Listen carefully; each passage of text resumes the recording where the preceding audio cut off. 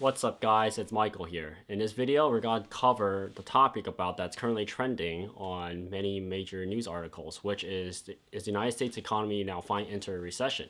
So you look at a recession where meaning that a lot of people are starting to spend a lot less money.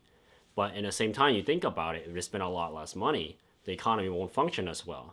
But at the same time, it gives you a chance to think where you can wisely invest your money. So I made in a previous video how the middle class is actually getting a major benefit if this bill passes, called the Saving and Investing Act.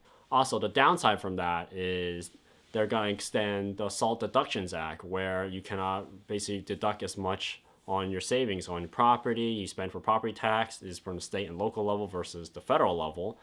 But the trade-off is it forces people, and I really can't really call it force. Let's put it a better way. You can say that, hey, it allows people, it's like this is a great opportunity to finally throw money into investments, because instead of being tax free for $40,000 a year in your investments is now $80,000 a year per person. And if you file jointly, it's about $165,000 a year, a little bit more.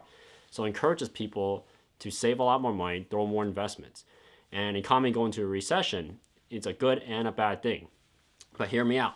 So why is it a good thing too? It forces people, as I mentioned earlier, forces people to think more rationally instead of buying like that Louis Vuitton, that Gucci bag, or just buying, drinks or, bottled service.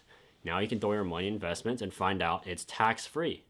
If you want to live basically not spending any money or never working again, if that bill passes, increases the opportunity and gives us way more income where you don't have to be taxed at all. So let's say you're making $80,000 a year in California, then you still have to pay federal, the income tax for the state income tax, and you have to pay property tax, and you got to pay sales tax, and you go down basically tips, and it goes down the list. So it gets you from that. But if you make all your money from investments, and if that bill passes, and how does that affect you in a recession? It doesn't really affect you as much, because money coming in is completely tax-free from your investments.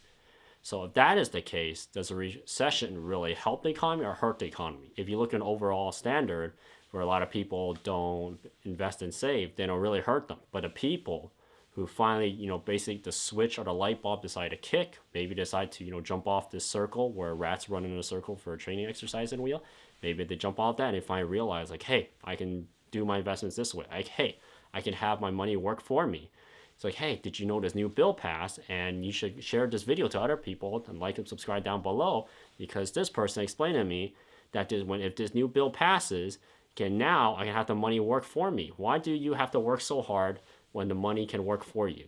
That was the whole point of investment. And now, with the recession coming along, what prices, inflation go up? Yes and no, because the federal government is trying to curb inflation. And why do they curb inflation? And by raising interest rates? I mean, first of all, we got to answer the question, how is money generated? That's a really simple answer. The government just prints it out.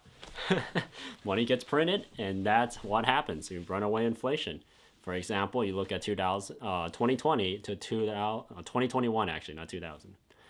What did it did? Can you think of what did it did to cause inflation to skyrocket? You can look at the good way and look at the bad way. The good way is it helped a lot of people. The bad way is it caused inflation. What did they do? They get the child tax care credit. They had stimulus checks rounds 1, 2, 3, and maybe 4. And you also have the COVID checks, which a lot of people didn't mention in a lot of other financial institutes. It's because that bill only lasts for about a year or so. During actually last year, if you have COVID and you're working, and you own a business, you can basically claim money. Businesses could claim money. And you see a lot of people doing that. And all that extra money, what did they do? Instead of investing, majority of people just blew it on other things. So you have runaway inflation. So currently you're trying to curb it. Now it's going to enter a recession. So when you look at the economy, it always goes up and down. It never stagnates in one place, because that's the theory behind growth on how the economy of the United States work. It's always fluctuating. But is a recession really going to hurt a lot of people? I believe this time around, it's still going to hurt a lot of people. But would it be as bad as before? No, it's because of the internet and people watching videos like this. And I hope you guys enjoy topics like these, because the recession is not going to last as long as you think.